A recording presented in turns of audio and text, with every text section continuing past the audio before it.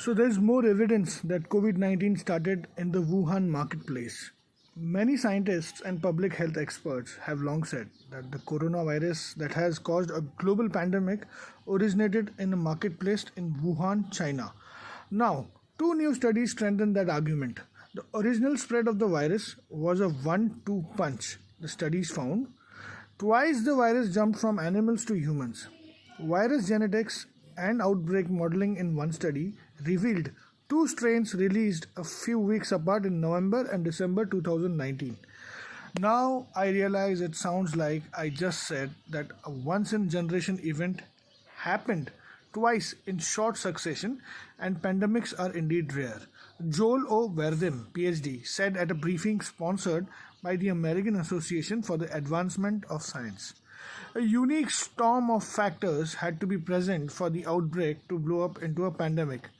Animals carrying a virus that could spread to humans, close human contact with these animals, and a city large enough for the infection to take off before it could be contained are examples. Unluckily for us humans, this coronavirus, SARS-CoV-2, is a generalist virus capable of infecting many animals including humans.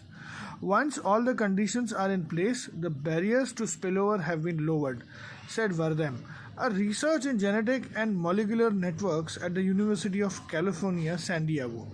In fact, beyond the two strains of the virus that took hold, there were likely up to 24 more times where people got the virus but did not spread it far and wide and it died out.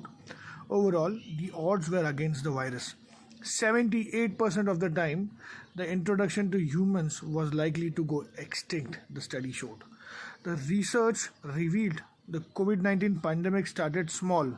Our model shows that there were likely only a few dozen infections and only several hospitalizations due to COVID-19 by early December, said Jonathan Pecker, a graduate student working with the Verdheim. In Wuhan in late 2019, Pecker said that there was not a single positive coronavirus sample from the thousands of samples from healthy blood donors tested between September and December. Likewise, not one blood sample from patients hospitalized with flu-like illness from October to December 2019 tested positive for SARS-CoV-2. Mapping the outbreak, a second study published in the journal Science mapped out the earliest COVID-19 cases. This effort showed a tight cluster around the wholesale seafood market inside Wuhan, a city of 11 million residents. When researchers tried other scenarios, modeling outbreaks in other parts of the city, the pattern did not hold. Again, the Wuhan market appeared to be ground zero for the start of the pandemic. Michael Vorobe, PhD, and colleagues used data from Chinese scientists and the World Health Organization for the study. There was this extraordinary pattern where the highest density of cases was both extremely near to and very centered on this market, said Vorobe, head of ecology and evolutionary biology at the University of Arizona in Tucson. The highest density of cases in a city of 8,000 square kilometers was a very, very small area of about a third of a kilometer square, he said.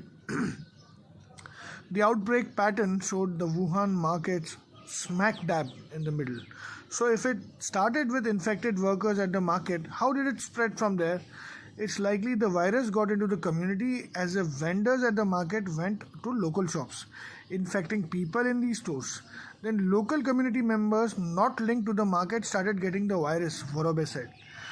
The investigators also identified which stalls in the market were most likely involved, a sort of internal clustering.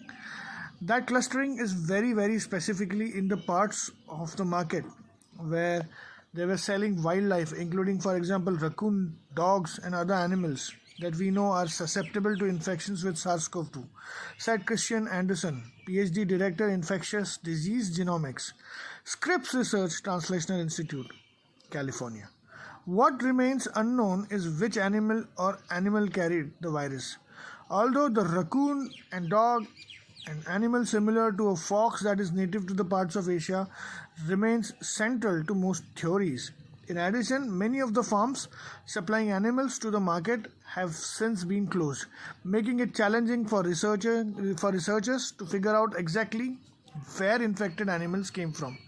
We don't know necessarily, but raccoon dogs were sold at this market all the way up to the beginning of the pandemic, Anderson said.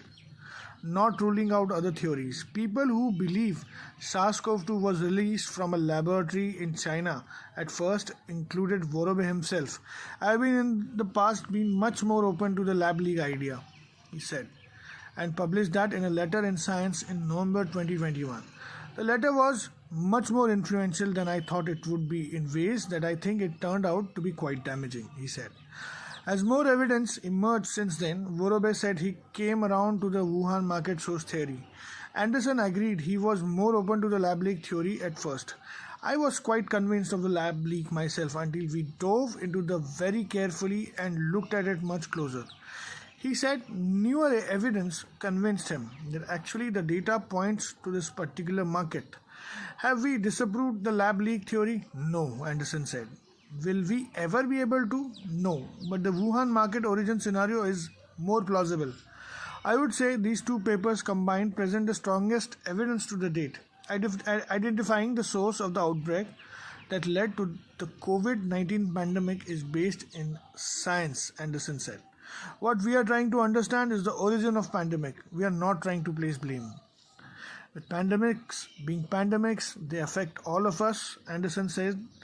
We can't prevent these kinds of events that led to COVID-19 pandemic, but what we can hope to do is prevent outbreaks from becoming pandemics.